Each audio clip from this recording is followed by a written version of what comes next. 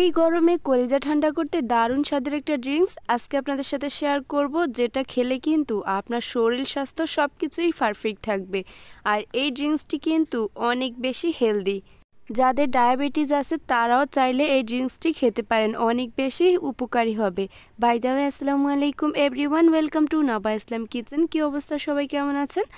ঘরোয়া উপকরণ দিয়ে স্বাস্থ্যকর উপায়ে চাইলে আপনার বাসায় এরকম ঝটফট করে ড্রিঙ্কস তৈরি করতে পারেন, যেটা খেতে অনেক বেশি টেস্টি হয়।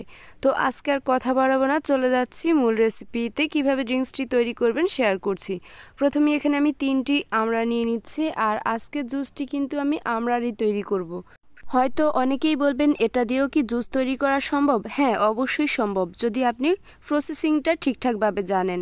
তো আমি এখানে বড় সাইজের 3টি আমড়া নিয়ে নিচ্ছি, আর এগুলোর মুখটা আমি কেটে নিয়েছি। আমড়া কিন্তু একটু শক্ত টাইপেরই হয়, তো আপনারা দেখতেই পাচ্ছেন মুখটা আমি কেটে নিয়েছি। এরপর একটা ফিলারের সাহায্যে আমি খোসাটা ছাড়িয়ে নিচ্ছি। আপনারা চাইলে ছুরি কিংবা বটির সাহায্যে সেম কাজটি করতে পারেন।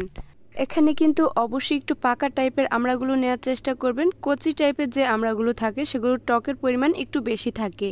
তো এগুলো আমি কেটে নিয়েছি। এরপর আমড়ার মাঝে যে কষটা থাকে সেটা ভালো করে একদম ক্লিন পানি দিয়ে ভালো করে ধুয়ে নিচ্ছে।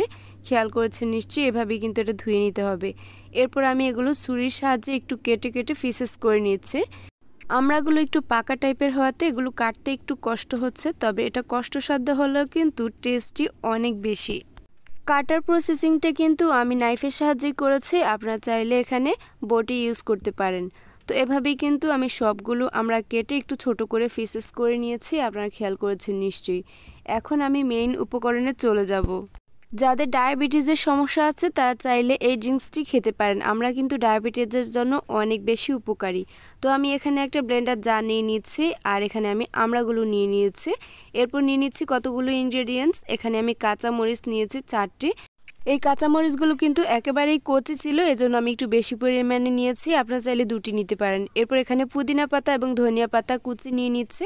এরপর লবণ নিয়ে নিচ্ছি 1 চা চামচ। আপনারা চাইলে এখানে বিট লবণ ইউজ করতে পারেন, তবে এটা স্বাস্থ্যকর উপায়ে তৈরি করছি, এজন্য আমি এখানে নর্মাল লবণটা ইউজ করেছি। 3টি আমড়ার জন্য এখানে 6 টেবিল চামচ পরিমাণ চিনি অ্যাড করে দিচ্ছি। অবশ্যই কিন্তু একটা আমড়ার জন্য আপনার 2 টেবিল চামচ পরিমাণ চিনি নিতে হবে। এখন মেইনলি একটা ইনগ্রেডিয়েন্টস নিয়ে নিচ্ছি, সেটা হচ্ছে লেমন।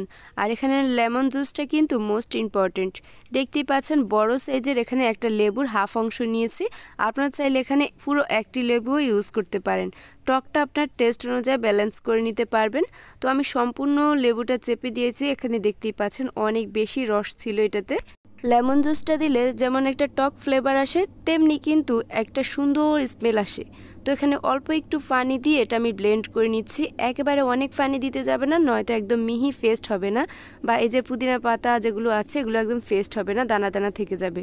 অল্প করে পানি দিয়ে প্রথমে ব্লেন্ড করে নিয়েছি। এরপর আমি আরও বেশি পানি দিয়ে এরপর আমি কতগুলো আইস কিউব ব্যবহার করছি, যেহেতু এটা একটু ঠান্ডা ঠান্ডা করব, এখন প্রচণ্ড গরম। আইস কিউবটা দিয়ে আরও একবার ব্লেন্ড করে নিয়েছি। ফাইনালি কিন্তু ড্রিঙ্কসটি আমার রেডি। এবার আমি সার্ভ করছি। 3টি আমড়া দিয়ে আমি 2 গ্লাস ড্রিঙ্কস তৈরি করেছি। আপনারা চাইলে 3 গ্লাসও এখানে নিতে পারেন, তবে একটু পাতলা হয়ে যাবে। তবে আপনারা আপনাদের পছন্দ মতো ঘনত্বটা তৈরি করতে পারেন। এখানে 2টি লেবু স্লাইস অ্যাড করে দিয়েছি জাস্ট ফর গার্নিশিং, দেখতে পাচ্ছেন। তো আপনারা চাইলে এটি স্কিপ করতে পারেন, তবে আপনারা আরেকটু গার্নিশিং করতে চাইলে এখানে একটি পুদিনা পাতা অ্যাড করে দিতে পারেন উপর থেকে। আরও একটু ঠান্ডা খেতে চাইলে আপনারা চাইলে উপর থেকে কয়েকটা আইস কিউব অ্যাড করতে পারেন। তো ভিডিওটি ভালো লাগলে অবশ্যই একটি শেয়ার করে দিবেন। আজকের মতো এখানে বিদায় নিচ্ছি। আল্লাহ হাফেজ।